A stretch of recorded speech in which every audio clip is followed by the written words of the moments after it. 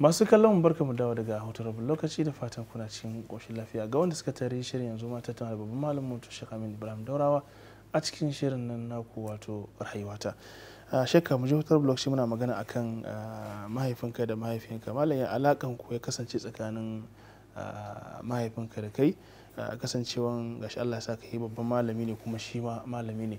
Akwai wani tasiri da ya maka wajen gina ka tun kana yaro wajen karanta da kai da sauransu? To gaskiya da yake ya rasu da wuri lokacin ina karami, ban fi shekara 4 zuwa 5 ba ya rasu. To kaga ba zan ce menene alakan mu ba ta da wani zurfi da yawa. Sai dai yake mutum ne mai son ƴaƴa kuma kullum zai tara mu yana ba mu labarai da kissoshi da abubuwa haka, kuma ya mana addu'o'i kullum a gabansa muke kwanciya ya ce mana addu'o'i. To iya abin da na sani game da shi kaɗan zan iya tunowa. So mafi yawa waɗanda na fi sani su ne abokansa da almajiransa waɗanda ya musu wasiya cewa ga 'ya'yana nan ko Allah ya sa na rasu, ku tabbatar cewa yadda kakanmu malamin ƙur'ani ne, babanmu malamin ƙur'ani ne, mu ma iya musu matsa mana mun yi karatun ƙur'ani, to lalle ni ma ɗana ku tabbatar ko da ba duka ba, ku cafki wani daga ciki, ku tabbatar cewa ya bi wannan tafarkin, don kada a ce daga kaina abin ya tsaya ko daga zuriyarmu abin ya tsaya. To wannan ya sa su abokan nasa suka matsa mana akan cewa lalle sai mun yi karatu. So za a ɗinko mana ma abin nan uniform na firamare su karɓa su kwaci. Akwai makocinmu wanda shi kuma ya damu akan sai lalle mun yi karatun boko, su kuma su ce su fa ba wasiyar da Malam Ibrahim suke nan ba, su ba su hana ai karatun boko ba, amma dai a fara sake nauyin wasiyar malam cewa sai fa wanda ya haddace Qur'ani shine. Aka ce to an aka haddace Qur'ani kuma shekarun da za a yi din sun wuce ko sun yi nisa, su ce su ba ruwansu, su dai sai an yi wannan wasiyar.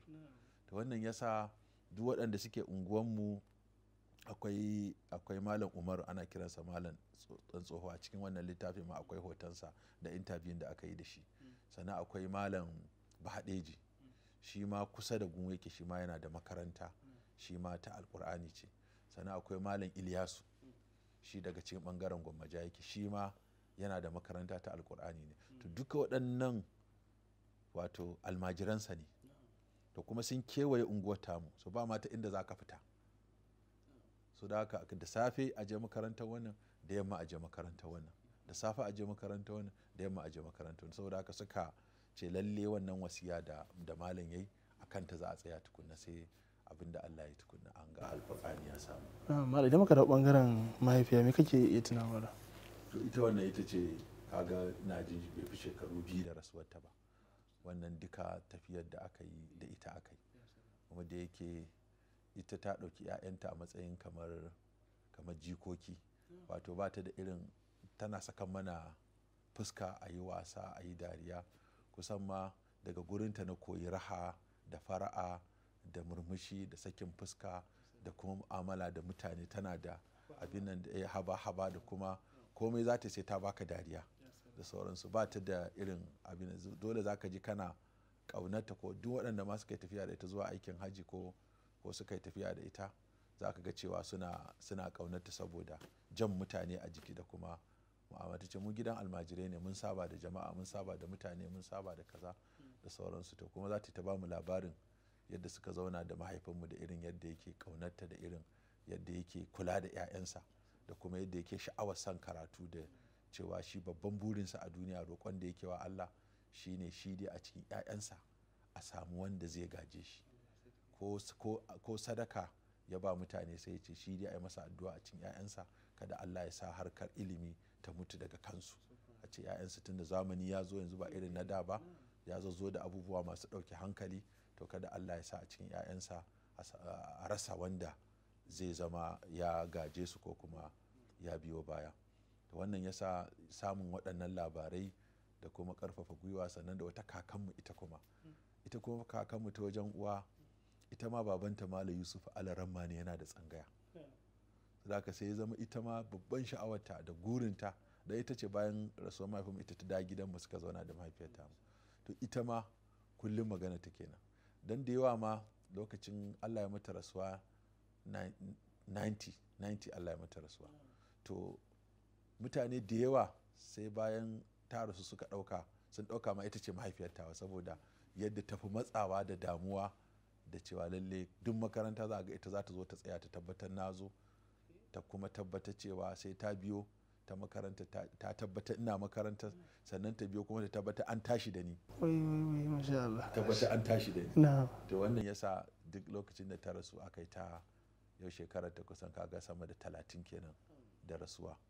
Amma har yanzu ina tuna ta saboda kwazo da himma da kuma zaburarwa akan harkar karatu. Ko me kake so ka faranta mata, to ka je makaranta.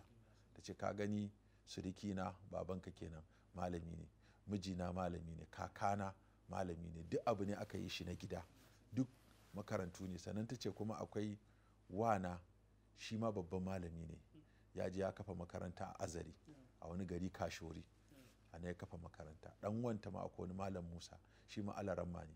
Tunda mahaifinsa ya ce masa ya yi gabas, ya ce ko na mutu ka dawo sai ka rubuta ƙur'anin ka zo min da shi naka. Tun da ya gabas ɗin nan sai da ya shekara 10 ba a ji labarinsa ba. Ranar wani abu na Allah, ranar da ya samu alƙur'ani, ya rubuta ƙur'aninsa na hannu da ka, ya taho da shi, a ranar kuma ya zo yana zuwa gida ya tara a ranar mahaifinsa ya rasu.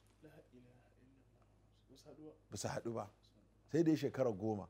Ya ce inda aka ce ana ji labarin ɗanka, ya ce ni dai ku gaya masa ba na son in ido hudu da shi in bai zo min da ƙur'aninsa a rataye cewa shi ya rubuta shi da hannunsa. Shi kuma ya je ya dage, ya ta yi har ya kafa makaranta, ya kafa tsangaya, ya ma ki rubuta ƙur'anin da wuri, sai daga baya sai ya rubuta ƙur'ani. Ya ce to bari dai in cika burin mahaifina.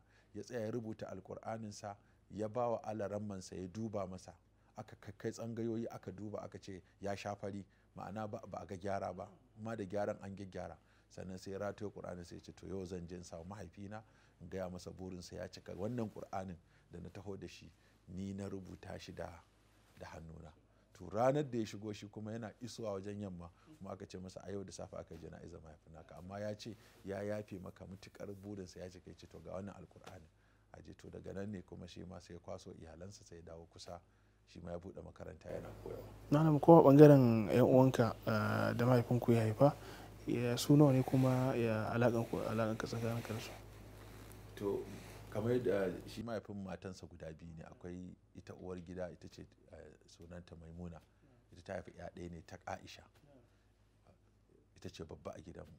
Ta ce kuma ita mahaifiyar mu ita kuma ta haifi ya 5, maza 3 mata 2. Akwai shi babban yayanmu shine Bashir, sai kuma mai binsa Fatima, sai mai binta Kubra wato Khadijatul Kubra, sai kuma ni Muhammad Al-Amin, sai kuma Mahmud. Wannan mu ne mu 5 a ɗaki ɗaya, su kenan mu 6 dama a cikin gidan. So kuma matan duka sun rasu su 3. Ita babbar tana da 'ya'ya da yawa, da jikoki har ma da, tunda ita ce babba, bata daɗe ita ma da rasuwa ba. To sai kuma su matan da suke tsakanina da shi babban yayan namu, su ma duka sun rasu, amma kowace ta bar ɗa guda ɗaya. To yanzu saura mu 3 maza dai, da Bashiru da ni da Mahmud. Wani alaƙa tsakanin ku tun kuna yara har yanzu? To ka san alaƙa ta maza dama alaƙa ce ta mata dai, kamar sun fi zumunta, sun fi ƙauna, sun fi soyayya, sun fi kaza. To amma kaga ana tafiya yanzu, kowa ya yi hankali, ya yi iyalansa, kusan dukkanmu kowa yana da jikoki ma da yawa. To kaga yanzu an riga an girma, 'ya'ya sun haɗu, jikoki sun haɗu, kuma saboda kowa yana yin harkarsa a wani guri, yanzu kuma za ka ga cewa abubuwa suna ɗauke mutane hankali. To sai na ƙirƙiro wata rana wacce za a dinga haɗuwa, tunda kowa ya baza 'ya'ya, an baza jikoki, an bazu dubunnai. Yanzu wannan da nake gaya maka shi, wannan babban yayin namu wanda mahaifinmu ya rike shi, Muhammadu ya Musa, yana da 'ya'ya sama da 20, jikokinsa yanzu sun kusa 80. To ka kaga waɗannan sun bazu. Shi ma babban yayan nan namu yana da 'ya'ya za su kai 7 da jikoki ga sanan su ma barjak, mata kuma ya fi haihuwa, saboda haka duk sun je sun haihu a ciki. Sannan shi ma ƙani na 'ya'yansa sun fi 10, shi ma yana nan da jikoki. To ga kuma na wasu ma da jikoki. To kaga an yi yawan da an babbazu.